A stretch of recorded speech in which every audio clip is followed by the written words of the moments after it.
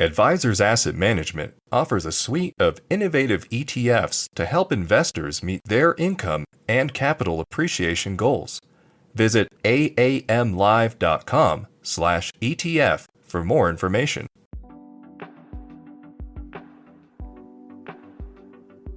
This is Exchange Traded Fridays, brought to you by ETF.com. I'm Sumit Roy, Senior Analyst here at ETF.com, and we have a very exciting episode for you all today. We're going to be talking about the presidential election, including the reaction in stock markets, bond markets, and cryptocurrency markets to Trump's stunning victory. We're also going to be discussing this week's overlooked but very important Fed meeting. So we got a lot to cover today, and as usual, joining me today are my wonderful colleagues, research lead Kent Tooney, contributing editor James Rubin, and reporter DJ Shaw. What's up, guys? How you doing? Hey, All right. really good. What a week, huh?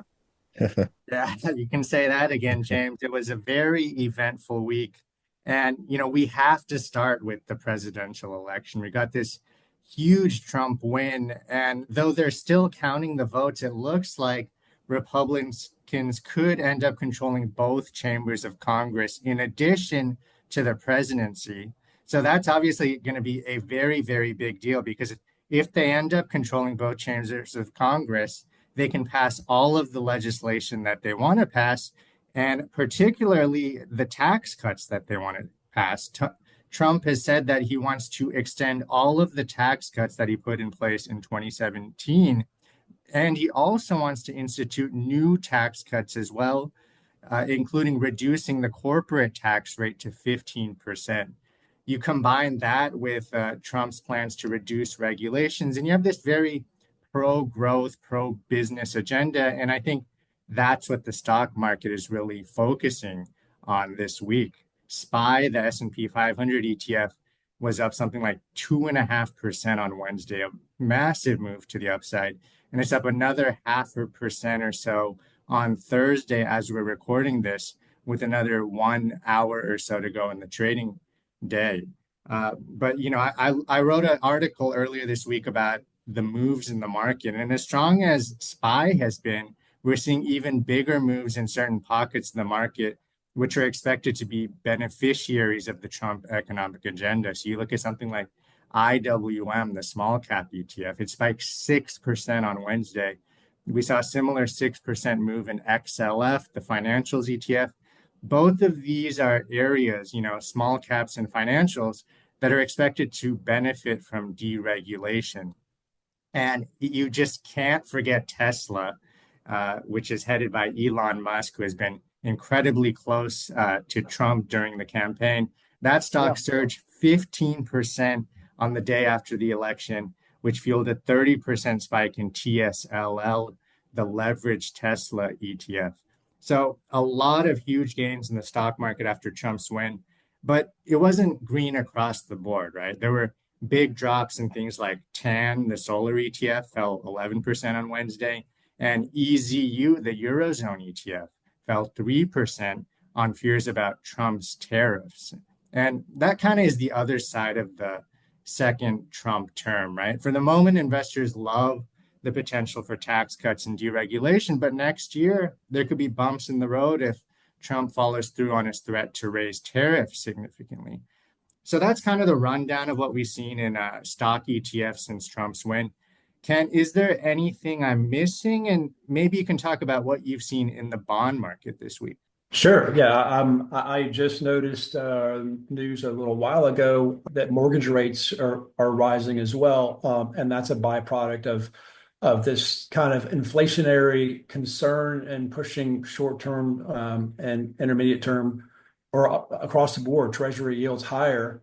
And so my thought on that or concern also is that higher rates, it's all inflationary. And what I observed anyway was especially the more rate sensitive long-term bond ETFs like TLT, which we've talked about a lot here. That was down about 4%, over 4% the day after the election. And so the concern there is, okay, we have higher for longer interest rates. And so, bonds and yields move in the opposite direction. They have an inverse relationship. So yields spike, prices fall, and that shifts more interest toward, you could call it safer areas of the ultra short-term treasury bond ETFs. Like I covered earlier this week, SGov is one of those.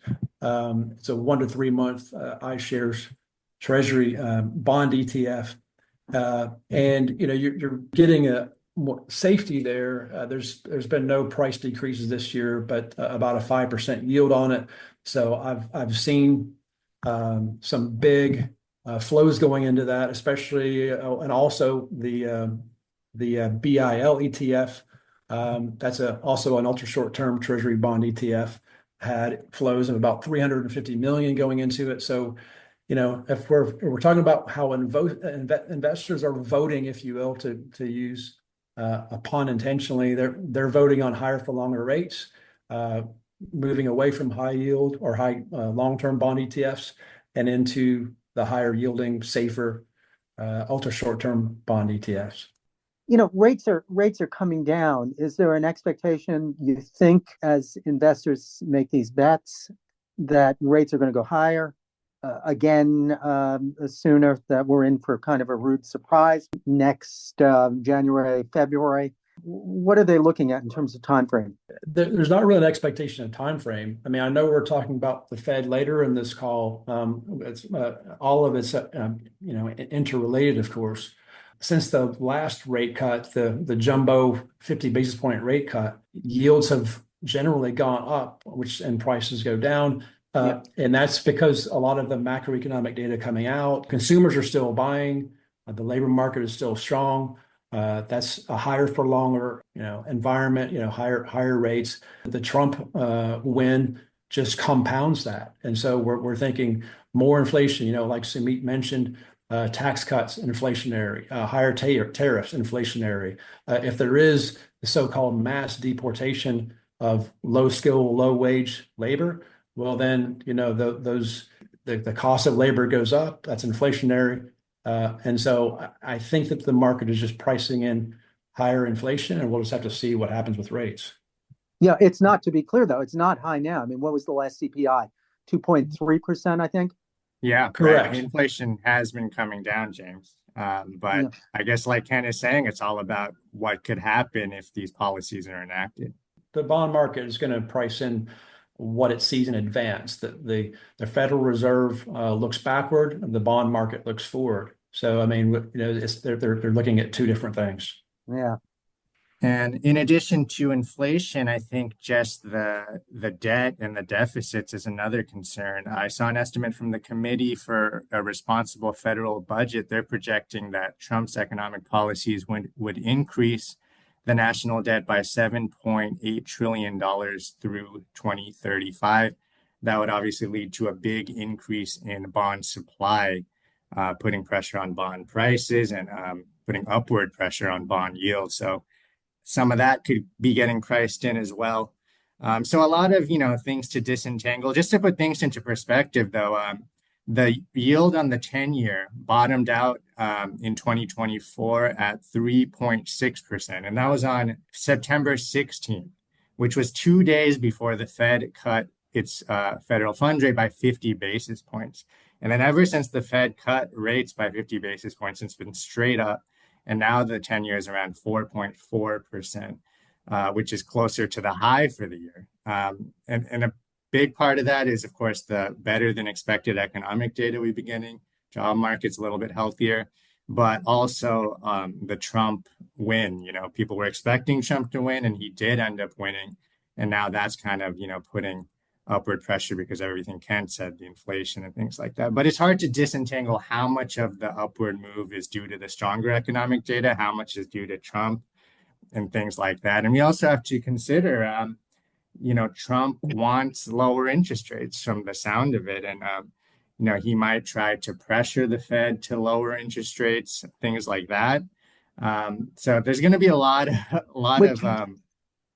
things happening in 2025. We know, the first Trump administration, there was a lot of noise, a lot of, conflicting views. So I'd expect more of the same in 2025, and it's going to be interesting to see how the market reacts to all that. Yeah, even louder. I mean, he has more of a mandate. The victory was, I think, more decisive than most people who watch such things expected. I'd like to put you all on the spot, though. I'd like to ask, where do you all see rates going in December and then beyond? Do you think the Fed's going to stop after today's rate cut? Or you think maybe they're going to look for ways to cut again come the first of the year, if not before? I can go ahead. Go ahead, Sumit. Ken. Go ahead, Okay, Ken. well, I was just going to say the Fed funds futures market, which is the Fed pretty much moves in lockstep with what the bond market is saying. Not that they're dictating what the Fed should do, but it's been pretty accurate in terms of what the Fed rate policy is. And right now, the futures market says that there's going to be a 25 basis point rate cut in December. Now, that would be barring any surprise, CPI or PCE report coming out, or labor reports that support higher inflation. Barring any of that, I would say a 25 basis point rate cut in December. Yeah. I'd agree with that. It looks like, like Ken mentioned, the Fed funds futures market, it looks like they're pricing in a low for interest rates during this rate cutting cycle of around 3.8% or so, expected to be reached at the end of next year. So that, if you think about it, is actually only about less than 1% from where we are right now. So a trough of 3.8% on the federal funds rate is much higher than people were expecting, say 2-3 months ago, when they're expecting 2.5%. So I think that's a big reason why we've seen bond yields move up. And the sort of wild card is Trump's intent or a statement that he would exert some pressure on the Fed to do what he wants if he felt like another cut was in order, and if he had concerns about inflation. So yeah, that's another wild card. If Trump can influence the Fed to lower interest rates, further than they might otherwise lower interest rates, what does that do to the yield curve? Maybe we see, short-term rates go down more while long-term rates go up more because of inflation concerns. So a lot of things to consider there. Yeah, what does it do to precedent as well, right? Yeah, exactly. Kind of unheard So far after the election, we've talked about stocks, they've generally moved up. We've talked about bonds, they've generally moved down. But another asset class that has been making big moves due to the election is crypto. I know you follow the crypto markets very closely, James. So I'd love to get your take, and I'd love to hear DJ's thoughts as well as to what's going on in the crypto market. Bitcoin hit a high of $77,000 today. Is this, due to something that Trump might do to increase Bitcoin demand, or is this all based on sentiment, the idea that Trump is seen as being more friendly to the industry? Yeah, well, he was clearly for months the favorite candidate of the crypto industry, and to his credit, he saw an opening there. The current administration has been considered by many to be hostile to crypto's interests. To answer your question more directly, I think this is more an issue of sentiment. I think they are anticipating there are specific things he can do, but there's nothing he can say or do directly that's going to drive the price. What he can do is ratchet back regulation or speak out in favor of regulation that would be industry friendly. I think the expectation as well is that day one, Gary Gensler, the SEC chair, is going to be looking for a new job. I think SEC rulings on some of the funds that are under their consideration for spot Solana, for spot XRP. Those are two of the larger digital assets. The likelihood is greater that those are going to be improved. You tie this all together, and you have I think a wider sense, which is more important than sentiment inside the industry, that this is an asset that people can not only take seriously, but also should perhaps be more open to investing in. And you combine all of these factors, and I think that's behind this increase in sentiment is driving the price upward. And note that at the beginning of the year, or close to the beginning of the year, you had a number of analysts that were predicting six figures for Bitcoin. Yeah, I'm not willing to make a prediction, but I'm just again sort of identifying the fact that there are folks that saw this coming for a long time, even before it became apparent that Trump was going to be elected. I agree, James. I feel like it's pure market sentiment, and Trump is widely seen as more crypto friendly, especially compared to the current administration. But whether that turns into actual policy is a whole different story. I was going to talk a little bit about my reporting over the week, and it has been a week for crypto. I was looking just a little bit ago, and Bitcoin had just hit a new all-time high Thursday, and it's up about 8.25% over the past 7 days. And to kind of paint a picture of how that has kind of impacted spot Bitcoin ETFs, IBIT, in just the first 20 minutes of trading Wednesday after they called the election, saw about $1 billion in volume, and that's something that usually takes about a whole day for it to happen. It wasn't just the spot Bitcoin funds that were making moves. There were plenty of other funds like Valkyrie's Bitcoin miners ETF. It's WGMI. That one shot up more than 15% after the election. And ETFs tied to MicroStrategy, which holds over 252,000 Bitcoins. Those jumped more than 20% after the election. Ethereum also in the same boat. Most of those ETFs were up about 10% after the election as well. So I guess I wanted to ask you guys if you felt like this was the start of crypto going mainstream, or if the market was getting a bit too excited for what might happen under a Trump presidency. I think, like James said, it adds a sense of legitimacy if the president is kind of backing the industry. One thing I found curious, the day after the election, we saw Bitcoin go up, obviously to a record high. It was up, something like 8% or 8%, something like that. Ether was up a similar amount, but Ether is well off its all-time high. It's still below $3,000 and it's been struggling as of late. I would have expected it to have a much bigger move, given that it seemed to be held back the most by kind of the current regulatory regime. And you would think with Trump coming into office, it would benefit Ether disproportionately compared to Bitcoin, which I felt wasn't really being held back all that much by current regulations, while Ether, it seems, has been held back quite a bit. Everything to do with DeFi, stable coins, has kind of been under attack by the current, regulator, the current, leaders of the SEC. So I don't know, James, do you have any thoughts on whether, this new administration is kind of really making the people in the Ethereum ecosystem happy? Do you think it can actually catch up to Bitcoin at some point, or is it facing some other problems? Because I know there has competition from other smart contract platforms like Solana and things like that. Earlier this week, when I looked at Ether, it was down about 7% over the week, and now it's literally regained all of those losses, and it's up 14% over the last 7 days. And that's just compared to Bitcoin, which I'm looking at right now, which is up 8.86% over the last 7 days. Two different things. Yeah, Ether, by the way, is up. Last I checked, about 7% today. So a lot of these regaining of ground has happened today. Yeah, and to you kind of hit it on the head, Sumit.